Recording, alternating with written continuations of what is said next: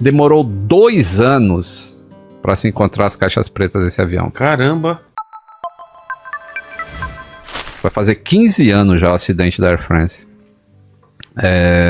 Esse foi outro que chocou também. Esse chocou o mundo. Do mesmo jeito que o Malaysia ela sumiu, esse também ficou um tempo desaparecido, porque o avião ele decola do Rio de Janeiro, ele segue pelo litoral fazendo tudo certo, aí ele passa para o Fernando de Noronha, e aí ele precisa reportar uma posição XYZ mais para frente, e aí desaparece. Então o avião não chega na França, ninguém sabe onde que tá. Senegal não recebe nada do avião, Fernando de Noronha também não. Só que esse avião já é, né? A gente está em geração 3 de avião aí. Ele mandou umas informações para o setor de manutenção da Air France de que algumas coisas estavam erradas no avião. Só que essas mensagens não faziam muito sentido pelo volume que elas tinham. E aí já se sabia que o avião não chegou. Nesse momento já não tem mais combustível. Então aconteceu um acidente. Caiu. E aí começa-se a busca.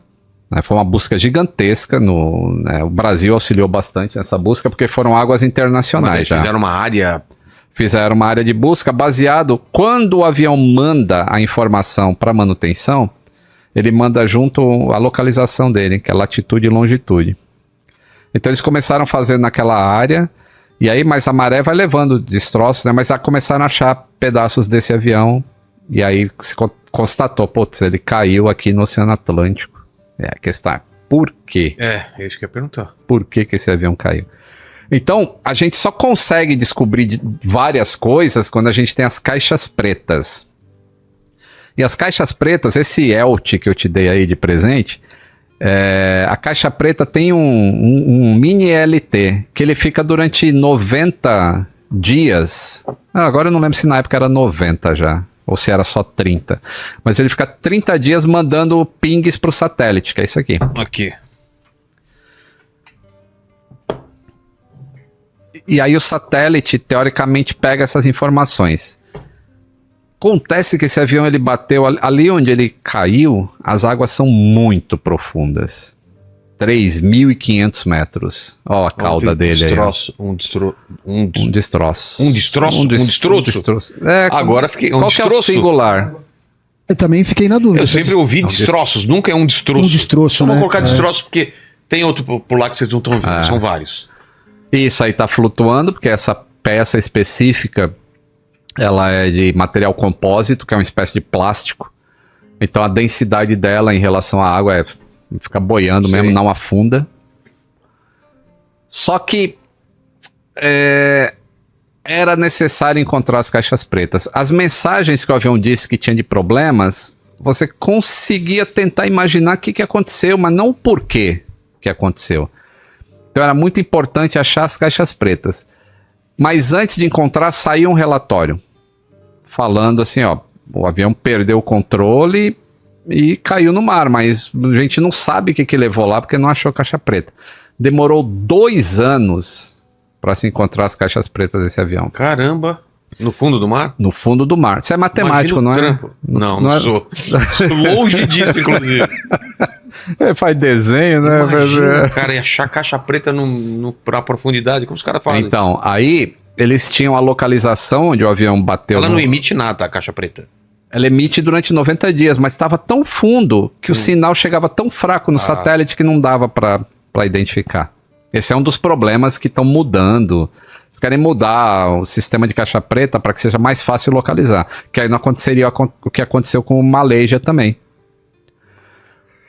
Aí eles chamaram uns cientistas matemáticos que fizeram um tipo de análise estatística de ter uma ideia para onde que esse material foi. É uma, como é que chama? Bayesiana. Um negócio, é maluco, cara. Maluco que os matemáticos fizeram. E, depois de 2 anos, sendo que a França mesmo gastou 60 milhões de dólares procurando essas caixas pretas com robô. E, o avião caiu aqui, então tem que estar aqui. E não encontrava nenhum avião. Por isso que as pessoas falam assim, pô, vamos encontrar o Malaysia um dia? Pô, o Air France disse onde estava e demorou 2 anos para encontrar. Imagina um avião que não disse onde está. É bem mais difícil, E é Pacífico né? lá? Ou é o Índico? Lá é o Índico, né? O sul do Oceano Índico. Aí vieram os matemáticos e falaram, olha, pela disposição dos destroços... Bayesiana. Bayesiana, sei né? lá, escreveram aqui. A galera tá... É isso aí. Aí, eles falaram, tá mais ou menos nessa área aqui. Aí mandaram os robôs lá, aí encontraram o avião, encontraram as caixas pretas. Aí agora já dava para reconstruir a história. O que aconteceu para um avião de última geração, que não tinha nenhum problema anterior, simplesmente mergulhar no oceano? Do nada. Porque avião perder controle em voo de cruzeiro já é difícil cair. Se for em voo de cruzeiro, então... E aí começa todo o processo de investigação. E aí se descobriram algumas coisas sobre esse voo específico, né? Que eu até tenho 2 vídeos no canal que contam assim, minuto a minuto, o que vai acontecendo. Mas, resumidamente, existia... Esses voos internacionais, eles levam 3 pilotos a bordo. Por quê? 2 pilotam e um é o rodízio, faz rodízio. Então, eles decolam com 3, aí um vai dormir. Logo que atingir a altitude de cruzeiro, um vai dormir. Aí ficam 2. Aí esses caras voam 3 horas e meia, dependendo da quantidade, né? Quanto tempo do voo. 3 horas e meia, 4 horas. E aí, esse aqui que foi dormir acorda, vai para o lugar de um dos 2 que vai dormir em seguida. Tá. No caso, quem estava voando era o comandante e um júnior. Júnior entre aspas, porque quando eu falo júnior, dá a impressão que o cara não sabe fazer nada, e não é isso, cara de 17 anos. É o cara que, pô, sabe fazer tudo. Ei, Júnior, não mexe na nossa alavanca, eu já te falei.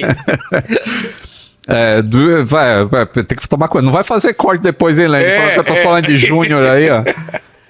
Mas é o quê? É um cara extremamente treinado que ele pode voar o avião sozinho. Tá. Só que o Júnior é que ele é mais novo do que os outros em posição hierárquica. Então existia um comandante.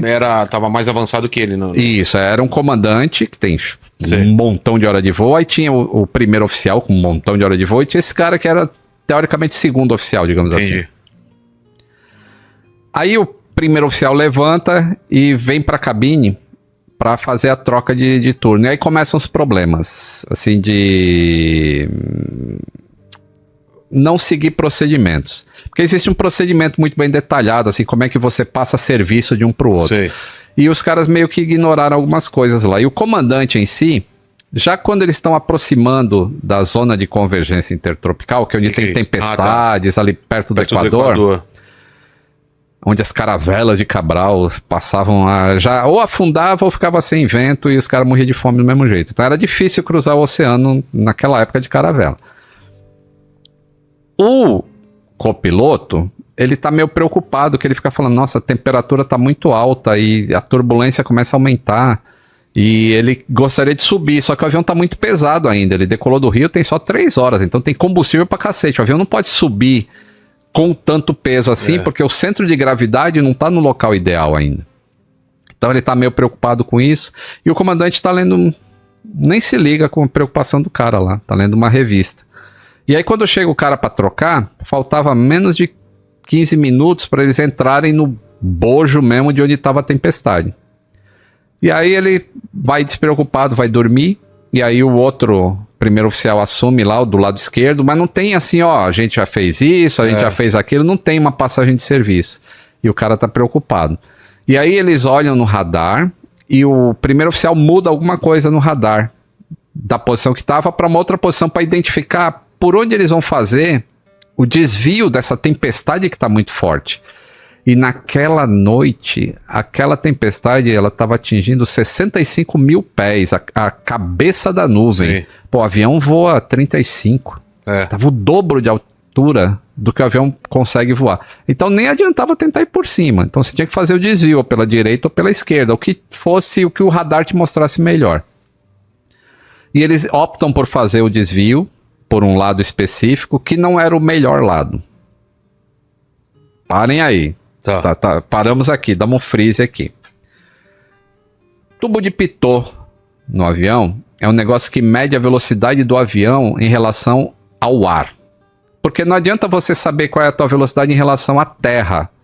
Porque o avião não voa na terra, ele voa no ar. Então você precisa saber a sua velocidade no ar. Por que isso é importante? Digamos que esse avião aqui, que é o meu celular, ele consegue voar... Tá aparecendo aí? Tipo... Não sei, o cara tá... Coloca aqui assim. Aqui, ó. Não, mas... pode pegar isso, aqui, pega assim, aberto. Pegar Isso. aberto, sim. Digamos que esse avião aqui, que é o meu celular, ele voa a 100 km por hora. Sei. Beleza? Então, se tiver um vento de 100 km por hora no nariz dele e ele voa a 100 km por hora, então ele tá 0 em relação ao chão.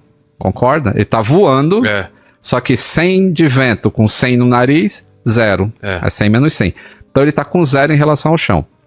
Então, por isso é importante saber a velocidade no tubo de Pitot, é pressão aerodinâmica.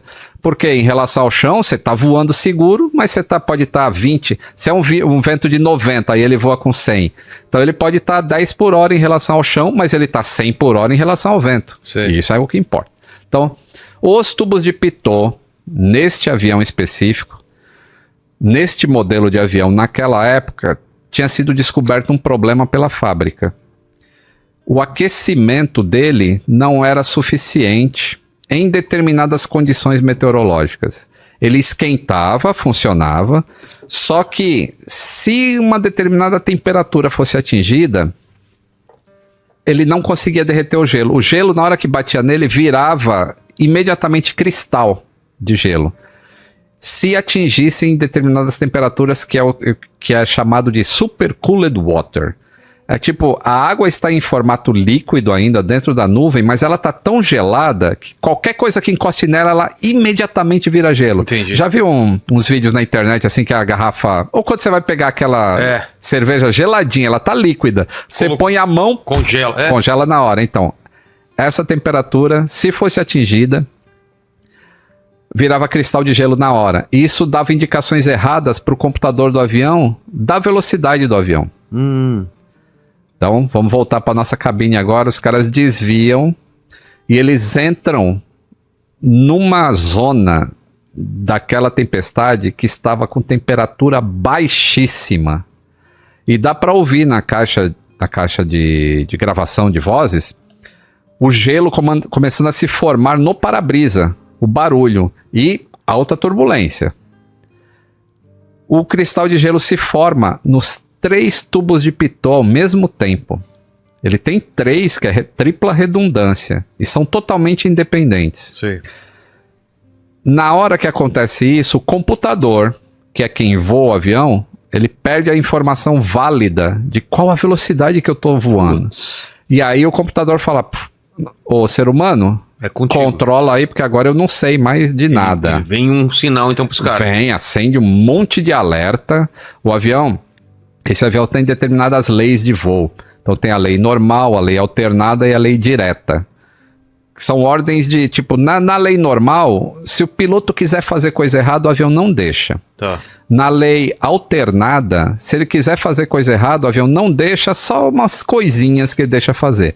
Na direta, o que ele comandar, o avião vai fazer. Entendi. Porque não tem mais a proteção. E não tem informações suficientes para ele tomar uma decisão. Isso. Então, a proteção que o computador faz deixa de existir. Entendi.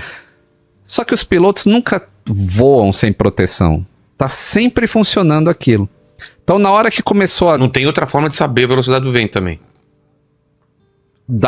Hoje em dia dá. Dá. Porque depois que aconteceu isso, você começa a... E se a gente... Na verdade, você consegue fazer por semelhança, você consegue usar ground speed, a velocidade em relação ao solo.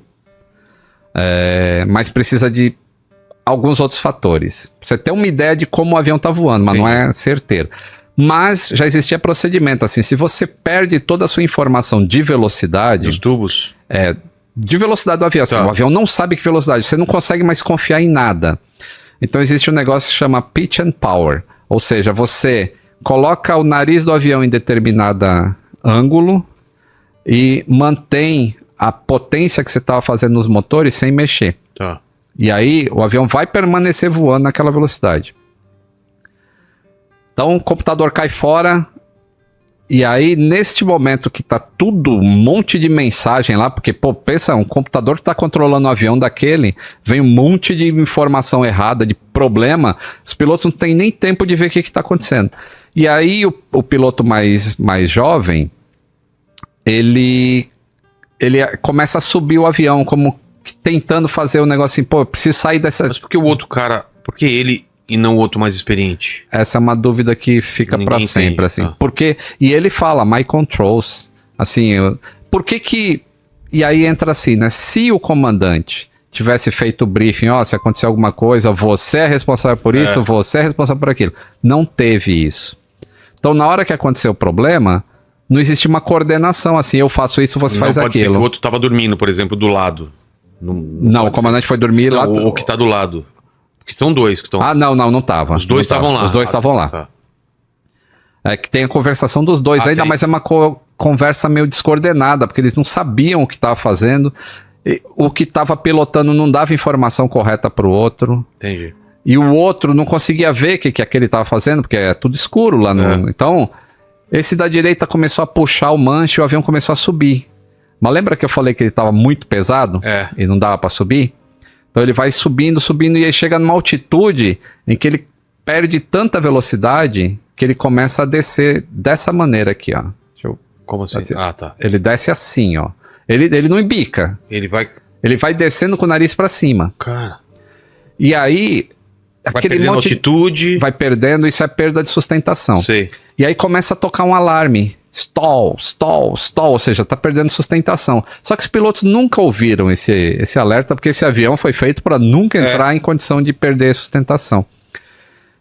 E aí começa uma conversa assim, pô, mas eu não sei o que tá acontecendo, eu tô puxando o tempo todo. E aí o cara fala, não puxa, empurra o manche, que é para o nariz descer e você ganhar velocidade.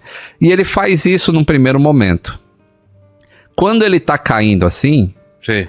Essa mensagem que avisa que ele está sem sustentação, a velocidade fica tão baixa que o sistema fala, é impossível estar nessa velocidade. Então não vou avisar que está em stall, porque o avião nessa velocidade não voa. Olha a lógica do sistema. Então ele não dava stall. Quando ele baixa o nariz e o avião começa a pegar velocidade, aí chega naquele limite em que o computador fala, putz, Stall. eu vou perder sustentação se não acelerar mais. Aí ele começa a avisar, stall, stall, stall. Aí Putz. ele puxa de novo e coloca na condição em que não tem como recuperar. Levantar o nariz de novo. E ele começa a cair. E não tem uma sensação de queda, tá? Porque ele atingiu uma velocidade tal que você não tem mais aceleração. Você só tem a queda. Só que o pitot começou a voltar a funcionar de novo, mas eles não acreditam no que o instrumento está mostrando. Então, o sistema que indica o quanto eles estão descendo por minuto, chegou a 10 mil pés por minuto. Ele não acredita naquela informação lá. Ele fala, pô, é impossível, meu corpo não está sentindo que eu estou descendo isso. E não sente? Não. É muita distância para o corpo não sentir, porque não é um... Então, mas é igual quando você pula de paraquedas. Você salta, né? Eu falar pula, o pessoal não é pula, é salto. Quando você sai do avião, você vai acelerar até atingir, sei lá, 200 km por hora. A partir do momento que você atingiu, você não tem mais sensação de queda, porque não tem mais aceleração no seu corpo, só tem a velocidade terminal, final. Acontece a mesma coisa no avião.